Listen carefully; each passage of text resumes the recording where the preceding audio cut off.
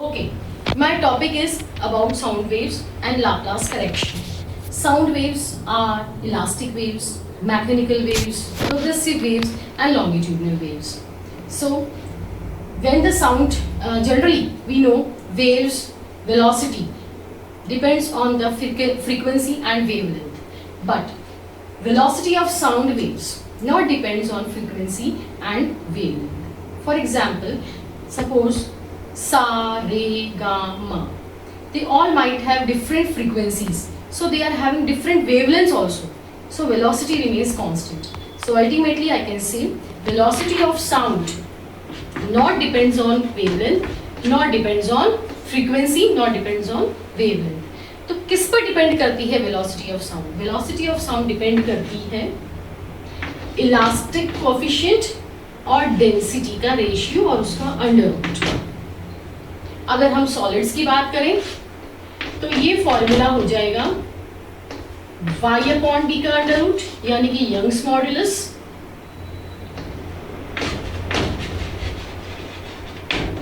अगर हम लिक्विड्स की बात करें और गैसेस की बात करें तो ये फॉर्मूला हो जाएगा बल्क मॉड्यूलस अपॉन डेंसिटी का अंडर रूट।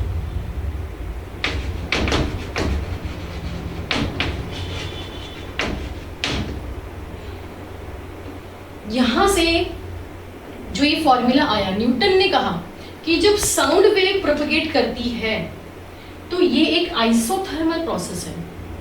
आइसोथर्मल प्रोसेस यानी कि एक ऐसा प्रोसेस जिसमें टेम्परेचर कांस्टेंट रहता है। जब हम आइसोथर्मल इसको मान के चलें अकॉर्डिंग टू न्यूटन, तो हम जानते हैं PV is equals to constant, so P into delta V plus V into delta P is equals to 0। So P into delta V is equals to minus V into delta P, P is equals to minus V delta P upon delta V। और ये क्या है? यही तो है bulk modulus. जब हम bulk modulus की वैल्यू को प्रेशर से रिप्लेस करेंगे तो हमारे पास वेलोसिटी ऑफ साउंड निकल कर आएगा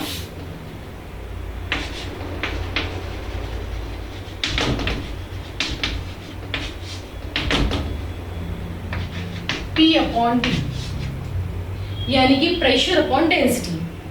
0 डिग्री सेल्सियस पर एयर की जो डेंसिटी है वो है 1.29 into 10 to the power 3 kilogram per metre cube and pressure 1.013 into 10 to the power 5 newton per metre square. जब ये वैल्यूज इस फॉर्मूले में सब्स्टिट्यूट करी गई तो हमारे पास साउंड की वेलोसिटी निकल कर आई करीब 280 मीटर पर second, which was not equal to its practical value, क्योंकि उसकी प्रैक्टिकल वैल्यू जो साउंड की थी वो थी 332 मीटर पर सेकेंड। इसी चीज को, जो ये एरर आ रहा था, इसको करेक्ट किया था लाप्लास ने।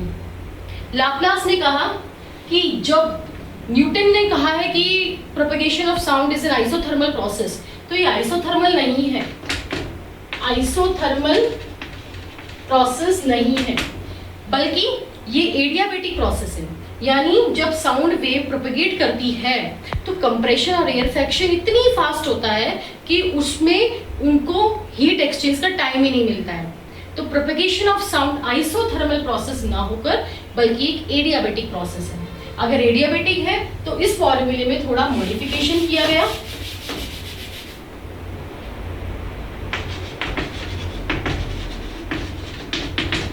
PV gamma is equals to constant. So P into gamma V, gamma minus 1 delta V plus V raised to the power gamma. I am erasing this. Delta P is equals to 0. So P gamma V raised to gamma minus 1 delta V is equals to minus V raised to the power gamma into delta P. यहाँ से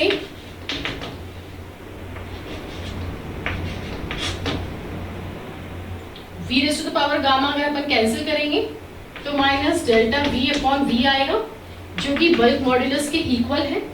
यानी कि bulk modulus P upon D ना होकर बल्कि इस फॉर्मूले में मॉडिफिकेशन किया गया और ये कहा गया कि ये वैल्यू है गामा P अपॉन D, क्योंकि एटमॉस्फेयर में डायटोमिक गैसेस हैं, इसलिए गामा की वैल्यू हमने 7.5 रखी। 7 डिवाइड बाय 5 रखी, which is equals to for diatomic gases it is equals to 1.4. Pressure की value 1.013 into 10 to the power 5 newton per metre square. Density की value 1.29 into 10 to the power 3 kilogram per metre cube. यहाँ से जब हमने इस velocity of sound को calculate करा तो इसकी वैल्यू आई 330.2 या 7 करीब करीब. प्रैक्टिकल वैल्यू के बहुत ही आप कैलकुलेट करके देखो तो it is quite close to the practical value of sound. So this change was done by Laplace. So we have to remember this formula. Velocity of sound is actually gamma p upon